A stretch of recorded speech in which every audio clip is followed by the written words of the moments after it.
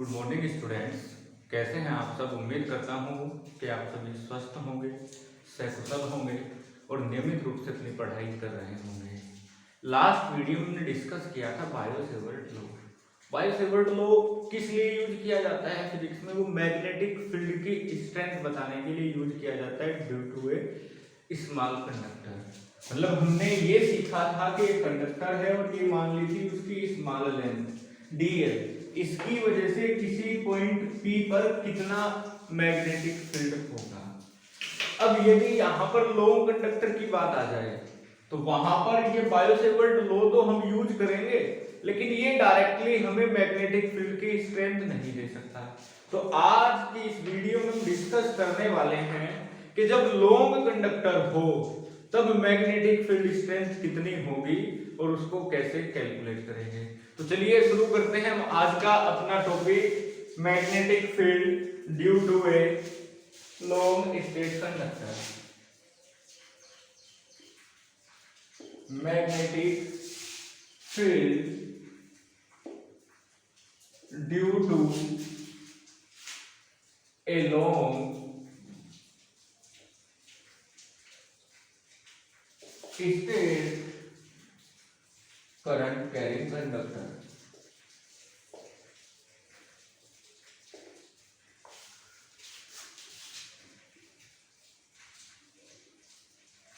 आज का हमारा टॉपिक होने वाला है magnetic field due to a long straight current carrying conductor. और इसके लिए मैं मान लेता हूं कि ये रहा वो एक कंडक्टर एक्स वाई, इसको मैं मान लेता हूं, और इस एक्स वाई कंडक्टर के नियर बाई किसी पॉइंट पर, इसके नजदीक किसी पॉइंट पर हमें निकालना है मैग्नेटिक फील्ड। तो उसके लिए हमें बायो-सेवर्ट लॉ तो यूज करना पड़ेगा, और जब हम बायो-सेवर्ट लॉ यूज करेंगे तो हमें स्मॉल लेंथ चाहिए कंडक्टर की। मैंने मान लिया कि ये है वो स्मॉल लेंथ कंडक्टर की dl, और इस स्मॉल लेंथ dl से r डिस्टेंस पर है एक पॉइंट P, और इस P पॉइंट पर हमें निकालना है मैग्नेटिक फील्ड, और इस कंडक्टर से पास हो रहा है करंट I। इसके बाद यदि हम यहीं पर अपना बायो-सेवर्ट लॉ अप्लाई करें, उसके लिए हमें एक वैल्यू और चाहिए कि ये एंगल कितना है, थीटा। तो यहां पर हमारा बायो-सेवर्ट लॉ अप्लाई होने के बाद हमें मिल जाएगा dB equals to mu naught upon 4 pi I dl sin theta upon r square. अभी देखिएगा यहां पर ध्यान से कि हमने जो ये मैग्नेटिक फील्ड लिखा है अकॉर्डिंग टू बायो-सेवर्ट लॉ, ये किसकी वजह से है? ये है स्मॉल लेंथ की वजह से। लेकिन यहां पर लेंथ है बड़ी, इससे ज्यादा बड़ी है dl के कंपैरिजन में xy। तो यहां पर हम इस बायो-सेवर्ट के फॉर्मूले में हम हर एक वैल्यू को रिप्लेस करेंगे कुछ ऐसी टर्म्स में जिससे इस कंडक्टर xy की लेंथ एक्सप्रेस की जा सके। मतलब वो उस टर्म्स में लिखेंगे जिसमें इनडायरेक्टली इसकी लेंथ हो। तो हम उसे कैसे करेंगे उसे समझते हैं। मैं मान लेता हूं कि मैंने यहां से डाल दिया परपेंडिकुलर, एक्स वाई पर पॉइंट P से परपेंडिकुलर डाला, और ये जो एंगल है इसको मान लिया फाई। इस पॉइंट को मैंने मान लिया, कुछ भी मान सकते हैं, मैंने मान लिया वो P है, Q पॉइंट मान लिया, और ये परपेंडिकुलर की लेंथ A, और ये इस Q से इस पॉइंट को भी कुछ मान लेते हैं। चलिए इस पॉइंट को O मान लेता हूं, OPQ ट्रायंगल हो गया। और इस OPQ ट्रायंगल में ये वाली जो लेंथ है इसको मैं मान लेता हूं L, और ये परपेंडिकुलर की लेंथ क्या है? A है। इसके बाद हम ये मान लेंगे कि PQ क्या है? इस XY कंडक्टर की लेंथ की मीन पोजीशन है। इससे लेंथ कुछ ऊपर है और कुछ लेंथ नीचे है। तो ऊपर और नीचे की जो लेंथ है मैं उसको एंगल की फॉर्म में एक्सप्रेस कर रहा हूं। मतलब इस मीन पोजीशन से ऊपर ये कितना एंगल वेरी कर रहा है, इसको मैं मान लेता हूं 5 एंगल, और नीचे कितना वेरी कर रहा है? 5 एंगल। तो मतलब हमने इस कंडक्टर XY की लेंथ को इस पॉइंट को मीन पोजीशन मान के ऐसे एक्सप्रेस कर दिया जैसे 10th क्लास में हम हाइट एंड डिस्टेंस चैप्टर में पढ़ते थे कि फाई टू एंगल ऊपर तक ये वेरी कर रहा है, या स्लोप कह लीजिए, इसका ऊपर फाई टू है और नीचे फाई वन है। तो अभी हमने यहां पर लेंथ को एक्सप्रेस किया है फाई वन और फाई टू की फॉर्म में। इसका मतलब हम यहां पर जो वैल्यू है सभी वैल्यूज को किस में कन्वर्ट करने की कोशिश करेंगे, फाई में कन्वर्ट करने की कोशिश करेंगे। तो चलिए सबसे पहले कैसे कन्वर्ट करेंगे उसके लिए मैं ले लेता हूं ट्राइंगल OQP। OQP ये है 90 डिग्री एंगल, और यहां पर किसी भी ट्राइंगल में तीनों एंगल का सम होता है 180।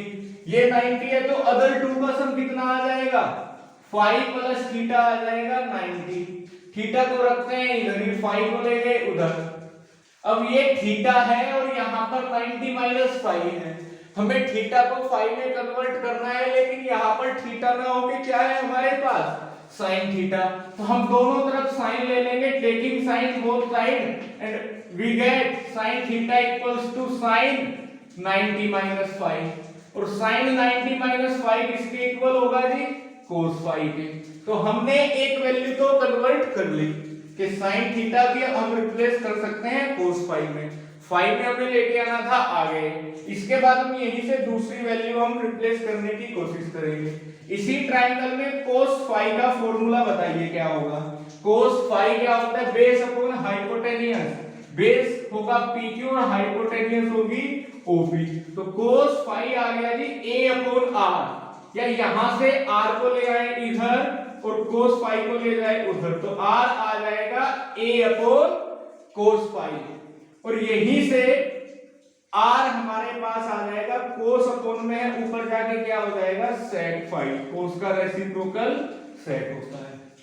तो अभी तक हमने दो वैल्यू बदल ली, एक साइन थीटा को बदल लिया और एक हमने R को बदल लिया।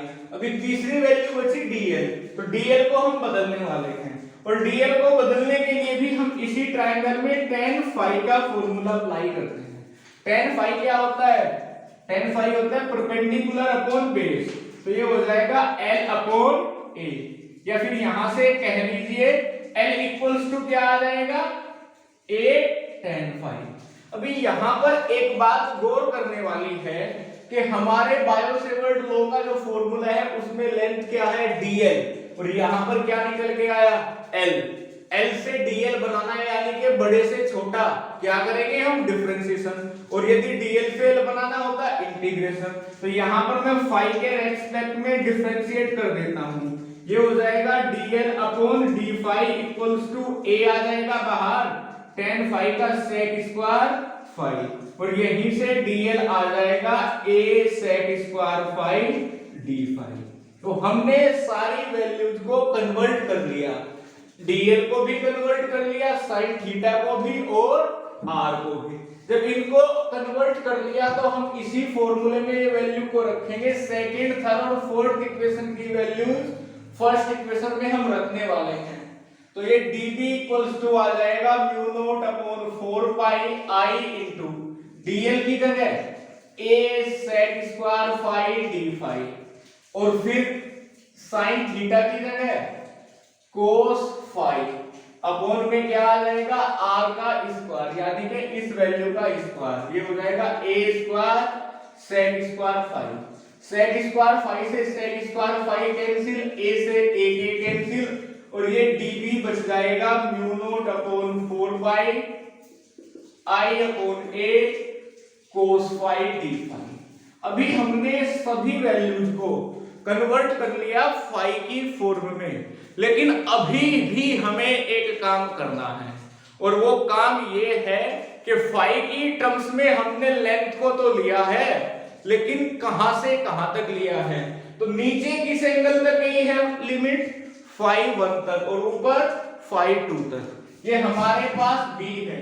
तो जब हम net electric field net magnetic field निकालेंगे, net magnetic field due to XY, तो उसके लिए हम इंटीग्रेशन तो करेंगे, लेकिन इंटीग्रेशन में लिमिट अप्लाई कर देंगे -φ1 से φ2 तक।